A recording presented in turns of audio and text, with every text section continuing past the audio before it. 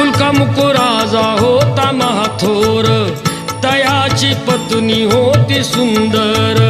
नदी किनारी एकदा त्यांनी घातली महापूजा दोघांनी. आली एक नौका त्याच मार्गानी, नाव भरलेली पूर्ण द्रव्यानी. होती व्यापारी साधू बाण्याची, रीत पाहण्यास आला पूजनाची.